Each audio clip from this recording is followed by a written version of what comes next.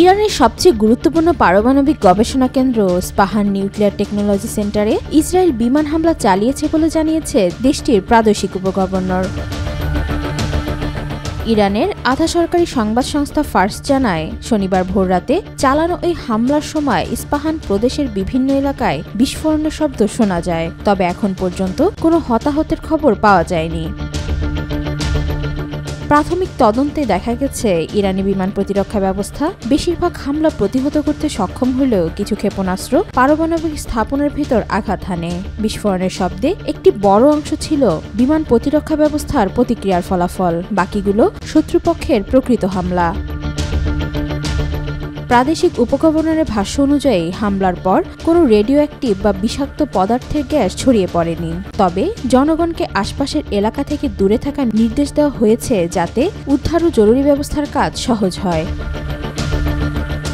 অন্যদিকে মেহের সংবাদ সংস্থার খবরে বলা হয়, ইস্পাহান গভর্নরের কার্যালয়ের নিরাপত্তা ও আইন প্রয়োগকারী উপপ্রধান আকবর সালেহি জানিয়েছে, তেল সংশোধনাগার লক্ষ্যবস্তু ছিল না, বরং পারমাণবিক স্থাপনাই ছিল মূল লক্ষ্য। এরই মধ্যে আন্তর্জাতিক পরমাণু শক্তি সংস্থা IAEA জানায়, ইস্পাহানের স্থাপনায় 4টি ভবনে মারাত্মকভাবে ক্ষতিগ্রস্ত হয়েছে, যদিও ইরানের পারমাণবিক শক্তি সংস্থা ক্ষয়ক্ষতি সীমিত বলে দাবি করেছেন। ইসরায়েলি সেনাবাহিনীর পক্ষ থেকে এখনও কোনো আনুষ্ঠানিক বিবৃতি না এলেও টাইমস অফ ইসরায়েল তাদের এক প্রতিবেদনে দাবি করেছে, এই হামলার লক্ষ্য ছিল ইরানের পারমাণবিক কার্যক্রমে স্থবিরতা আনা। সূত্রমতে, এই হামলা ইরানের আগের ব্যালিস্টিক ক্ষেপণাস্ত্র নিক্ষেপের পাল্টা পদক্ষেপ হিসেবে নেওয়া হয়েছে।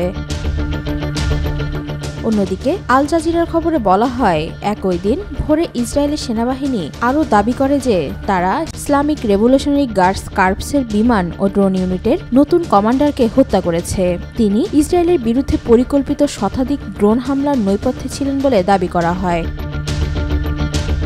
চীন এই হামলাকে বিপজ্জনক নজির হিসেবে অভিহিত করেছে এবং আন্তর্জাতিক পরমাণু স্থাপনাগুলোর নিরাপত্তা ইস্যুতে উদ্বেগ প্রকাশ করেছে। বিশ্লেষকরা মনে করছেন, এই হামলা মধ্যপ্রাচ্যে ইরান ইসরায়েল উত্তেজনাকে আরও ঘনীভূত করবে। ইরানের পক্ষ থেকে এখনও কোনো প্রতিশোধমূলক পদক্ষেপের ঘোষণা না এলেও পরিস্থিতি দ্রুত পাল্টে যেতে পারে বলে ধারণা করা হচ্ছে। ইস্পাহান পারমাণবিক প্রযুক্তি কেন্দ্রটি ইরানের ইউরেনিয়াম রূপান্তর প্রকল্পের জন্য গুরুত্বপূর্ণ একটি কেন্দ্র, যা ক্ষতি হলে দীর্ঘমেয়াদে ইরানের পারমাণবিক কর্মসূচি বাধাগ্রস্ত হতে পারে। ওয়াহিদা পারভীন ঈশিতা, আজকাল।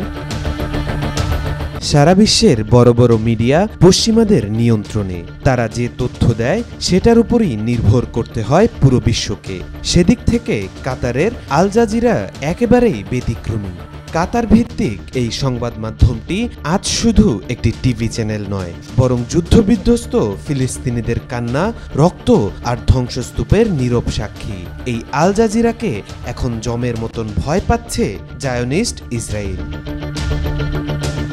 এখানেই শেষ নয়, আল জাজিরার সম্প্রচার এখন ইসরায়েলে অপরাধ হিসেবে গণ্য হচ্ছে। সম্প্রতি ইসরায়েলের জাতীয় নিরাপত্তা মন্ত্রী ইতামার বেন-গাভির ঘোষণা দিয়েছেন, যদি কেউ ইসরায়েলে বসে আল জাজিরা দেখে তার বিরুদ্ধে পুলিশের ব্যবস্থা নেওয়া উচিত। শুধু তাই নয়, আল জাজিরার সম্প্রচারের অনুমতিকে তিনি সরাসরি জাতীয় নিরাপত্তার হুমকি হিসেবে অভিহিত করেছেন। এর আগে 2024 সালের মে মাসে ইসরায়েল আল জাজিরার সব রিপোর্টার, প্রযোজক, ক্যামেরা পার্সনের উপর নিষেধাজ্ঞা আরোপ করে। এরও আগে জানুয়ারিতে ফিলিস্তিনি কর্তৃপক্ষ পশ্চিম তীরে তাদের কার্যক্রম বন্ধ করে দেয়। কিন্তু প্রশ্ন হলো, আল জাজিরা কেন ইসরায়েলের এতটা চোখের কাঁটা? গাজা যুদ্ধ শুরুর পর থেকে আল জাজিরা যেভাবে যুদ্ধের নিষ্ঠুরতম বাস্তবতা দেখিয়েছে বিশ্বকে, তা শুধু বিবেককে নাড়া দিচ্ছে না, বরং এক একটি দৃশ্য হয়ে উঠেছে ইসরায়েলি আগ্রাসনের প্রামাণ্য দলিল। ইসরায়েলি ক্ষেপণাস্ত্রে বিধ্বস্ত হাসপাতাল, ধুলোমাখা মুখে কান্নারত শিশু, ভাঙা দেয়ালে জড়িয়ে থাকা মৃতদেহ। এই নির্মম বাস্তবতা আল জাজিরা দেখিয়েছে সাহসিকতায়, দায়বদ্ধতায়, আর এই সত্যের ক্যামেরাই এখন ইসরায়েলের জন্য হুমকি। এমনকি সম্প্রতি একটি নতুন আইন পাশ হয়েছে ইসরায়েলে, যার মাধ্যমে প্রধানমন্ত্রী ও যোগাযোগ মন্ত্রী চাইলে যে কোনো বিদেশি সংবাদ মাধ্যমকে নিরাপত্তার হুমকি বলে ঘোষণা দিয়ে বন্ধ করে দিতে পারবেন। বিশ্বজুড়ে সাংবাদিক ও মানবাধিকার কর্মীরা বলছেন এটি শুধু একটি সংবাদ মাধ্যমের উপর নয়, বরং গোটা মত প্রকাশের স্বাধীনতার উপর এক ভয়ানক আঘাত। তাদের ভাষায় সংবাদ বন্ধ মানে ইতিহাস আড়াল করা, সাংবাদিকদের মুখরোধ মানে সত্যকে গলা টিপে হত্যা করা। আজ যদি কেউ আল জাজিরা দেখে পুলিশের গ্রেফতারের শিকার হয়, কাল হয়তো কেউ সত্য বলার জন্যই অপরাধী হয়ে উঠবে। প্রশ্ন উঠেছে, সাংবাদিকতা কি তবে রাষ্ট্রীয় ভয়ের শিকার হবে, নাকি সত্যের আলো থামানো যাবে না কোনো নিষেধাজ্ঞায়? তাওফিকুল ইসলাম, আজকাল। দীর্ঘদিনের ছায়াযুদ্ধের পর এবার সরাসরি সংঘাতে জড়ালো যুক্তরাষ্ট্র। ইরানের 3টি পরমাণু কেন্দ্র লক্ষ্য করে হামলা চালালো মার্কিন সামরিক বাহিনী। এর মধ্যে ইরানের অত্যন্ত সুরক্ষিত ফার্দো পারমাণবিক কেন্দ্রে 6টি বাংকার বাস্টার বোমা ব্যবহার করেছে যুক্তরাষ্ট্র। এই হামলাকে অপসারণ সামরিক সাফল্য বলে মন্তব্য করেছেন মার্কিন প্রেসিডেন্ট ডোনাল্ড ট্রাম্প। ইরানে হামলা চালানোর জন্য মার্কিন প্রেসিডেন্ট ডোনাল্ড ট্রাম্পকে অভিনন্দন জানিয়েছে নেতানিয়াহু। হামলার পর ইসরায়েলি জনগণের উদ্দেশ্যে হিব্রু ভাষায় এক ভিডিও বার্তা দেন প্রধানমন্ত্রী বেনিয়ামিন নেতানিয়াহু। সেখানে তিনি জানান, এই মার্কিন সামরিক অভিযান সম্পূর্ণভাবে ইসরায়েলি প্রতিরক্ষা বাহিনীর সঙ্গে সমন্বয় করে চালানো হয়েছে। তবে ইরানের পারমাণবিক স্থাপনায় যুক্তরাষ্ট্রের হামলার পর তীব্র প্রতিক্রিয়া জানাচ্ছেন বিশ্ব নেতারা। জাতিসংঘ মহাসচিব আন্তোনিও গুতেরেস ইরানে মার্কিন যুক্তরাষ্ট্রের সামরিক হামলার ঘটনায় গভীর উদ্বেগ প্রকাশ করেছেন। তিনি একে মধ্যপ্রাচ্যের জন্য একটি বিপজ্জনক উত্তেজনা হিসেবে বর্ণনা করেছেন এবং সতর্ক করে বলেছেন, এই সংঘাত খুব দ্রুতই নিয়ন্ত্রণের বাইরে চলে যেতে পারে। ইরানে মার্কিন যুক্তরাষ্ট্রের হামলাকে প্রকাশ্য আগ্রাসন আখ্যা দিয়ে তীব্র নিন্দা জানিয়েছেন ফিলিস্তিনি শান্তিকামী সংগঠন হামাস। এক বিবৃতিতে হামাস বলেছে, এই হামলা আন্তর্জাতিক আইনের সুস্পষ্ট লঙ্ঘন এবং আন্তর্জাতিক শান্তি ও স্থিতিশীলতার জন্য সরাসরি হুমকি। ইরানে মার্কিন হামলা সমালোচনা হচ্ছে যুক্তরাষ্ট্রেও। ইরানে যে হামলা চালানো হয়েছে তা চরমভাবে অসাংবিধানিকভাবে মন্তব্য করেছেন ডেমোক্রেটিক দলীয় মার্কিন সিনেটর বার্নি স্যান্ডার্স। স্যান্ডার্সের মতে, কেবল মার্কিন কংগ্রেসেরই এই দেশকে যুদ্ধে পাঠানোর ক্ষমতা আছে, প্রেসিডেন্টের সেই অধিকার নেই। ইরানের পারমাণবিক স্থাপনায় মার্কিন হামলার প্রতিক্রিয়া জানিয়েছে দক্ষিণ আমেরিকার দেশ ভেনেজুয়েলা। ইরানের বিরুদ্ধে মার্কিন সামরিক আগ্রাসনের নিন্দা জানিয়ে অবিলম্বে শত্রুতা বন্ধের দাবি জানিয়েছে দেশটি। এছাড়া প্রতিক্রিয়া জানিয়ে বিবৃতি প্রকাশ করেছে মেক্সিকো, কিউবা, অস্ট্রেলিয়া ও নিউজিল্যান্ড। ওয়াহিদা পারভিন ইশিতা, আজকাল। ক্রমেই ভয়াবহ হয়ে উঠছে ইরান ইসরায়েলের সংঘাত। এর মধ্যে মার্কিন প্রেসিডেন্ট ডোনাল্ড ট্রাম্পও হামলা চালাবে কিনা এ নিয়ে চলছে নানা জল্পনা কল্পনা। মার্কিন সংবিধান অনুযায়ী একমাত্র কংগ্রেসের হাতে যুদ্ধ ঘোষণার ক্ষমতা থাকলেও ইতিহাস বলছে বিগত সময়ে অনেক প্রেসিডেন্টই কংগ্রেসকে পাশ কাটিয়ে নিয়েছেন সামরিক পদক্ষেপ।